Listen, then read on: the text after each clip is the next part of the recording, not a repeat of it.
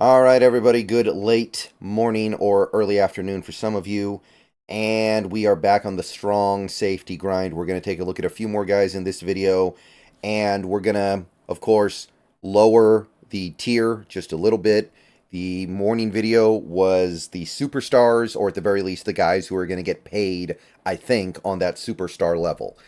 This video is going to be more guys who I think are going to get paid on that maybe like quality starter, good starter, star or star potential type level. Like they're gonna get good money, but I don't think they're gonna break like 14 mil the way the previous guys probably are.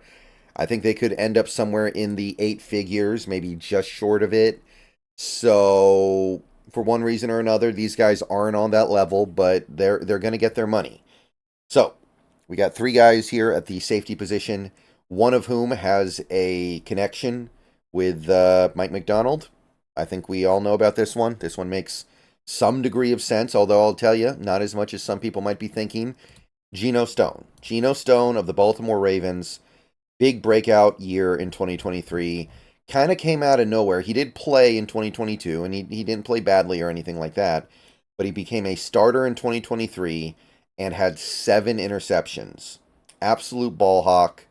Looked absolutely shut down the field in coverage. Uh, really impressive stuff. Really came around and showed in his contract year the kind of player that he can be.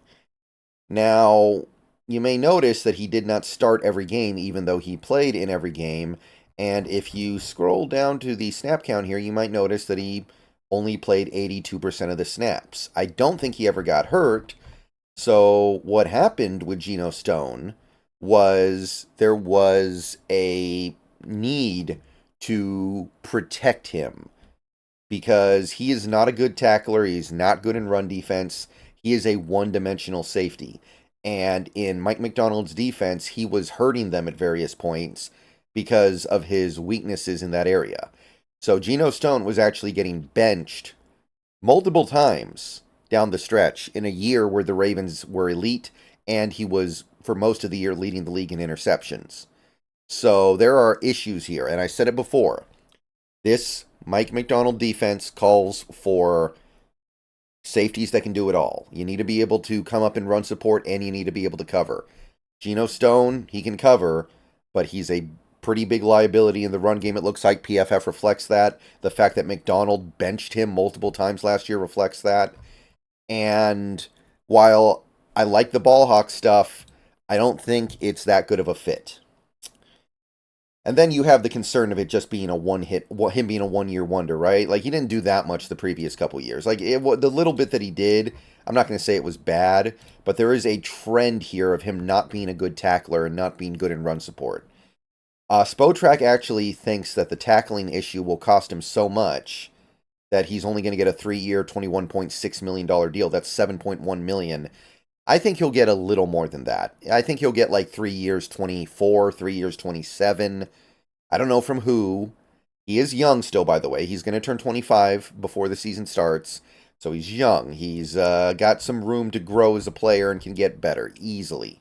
Yeah, he's going to turn 25 in April, but I'm not really feeling this one. Let's try to do a little bit better than Gino Stone. Even at this price, I mean, if this is the price, I mean, it's definitely a fair price. I just have to look at this and kind of wonder, well, is he a good fit? At a certain point, you got to stop thinking about the money and think, is the guy a good fit?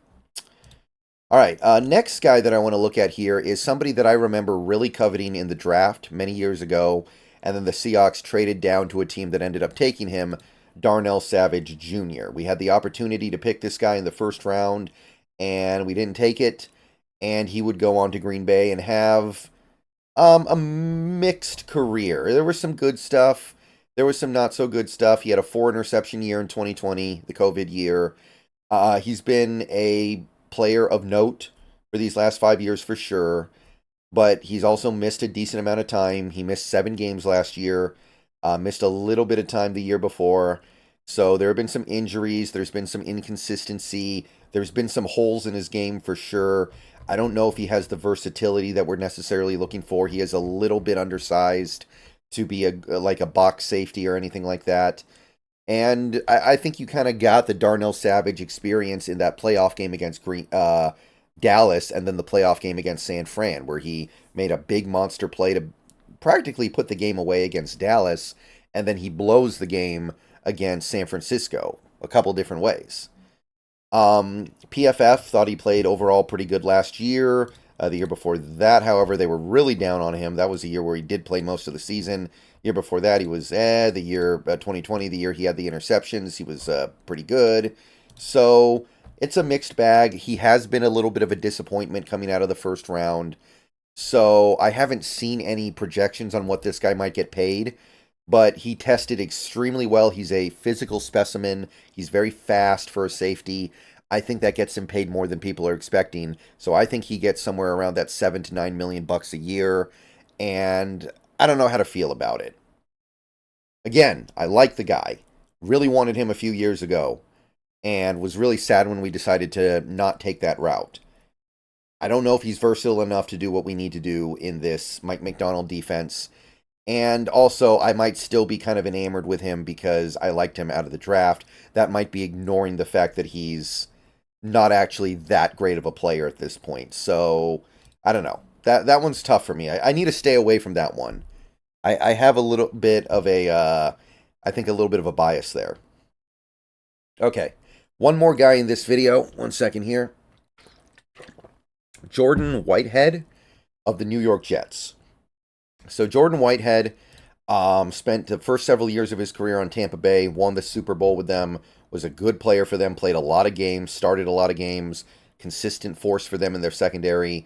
And then after his time in Tampa Bay, he went to New York, and he's been part of an impressive defensive effort these last couple years, overcoming some very poor offensive play with Zach Wilson at the helm.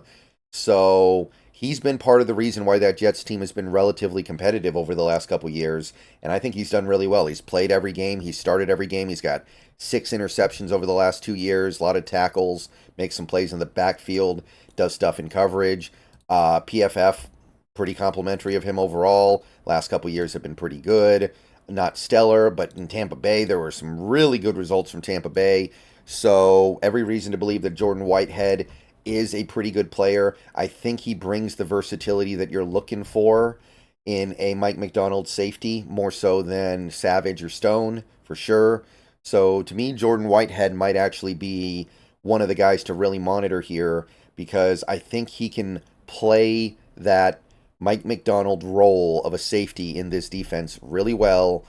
And this might be the kind of guy that we're shopping for. We can't go get the big dogs like Antoine Winfield, and we don't want to go cheap because safety matters in this defense a good amount. So somebody in the middle like a Jordan Whitehead might work. Now, I haven't seen anything about what Jordan Whitehead might end up getting in free agency. However, if I had to guess, the last couple years on the Jets, he's made, I think the first contract he signed with the Jets was like 2 years, $14 million, and then he signed a 1-year deal with them for like $5 million. And then he had 4 interceptions last year and had kind of a career year overall, I would say, playing for a defense that was, fighting for their life every time they stepped out there. And he probably, I guess you could say by that definition, bet on himself and won. By the way, he's just about to turn 27, coming into his physical prime. Could Jordan Whitehead get like 3 years, $24 million? I feel like something like that would be about what you could expect for Jordan Whitehead. Would I do 3 years, $24 million for Jordan Whitehead? If Mike Macdonald feels like he's a fit, then I'm down for it. I'm good for it. He's not a superstar. I think that he falls a little bit short of maybe what you would qualify as a star, but it's very close, and it should be it should be a good fit. So Jordan Whitehead, of this group, he's probably the one that I think makes the most sense. Good fit, good player, entering his physical prime, coming off a couple impressive years in New York, had a nice little run in Tampa Bay under Todd Bowles. So I'm going to say that that's going to be a guy we should circle. I have no inside information that the Seahawks are going to go get him or anything like that, but it just feels right for me. So Jordan Whitehead, pretty nice. I'm feeling that one. These others not so much, but we try to explore all possibilities here. More strong safety stuff coming later today. See you guys later on. Let me know what you think. Let me know if anything here stands out to you. And yeah, we're on the hunt for safeties.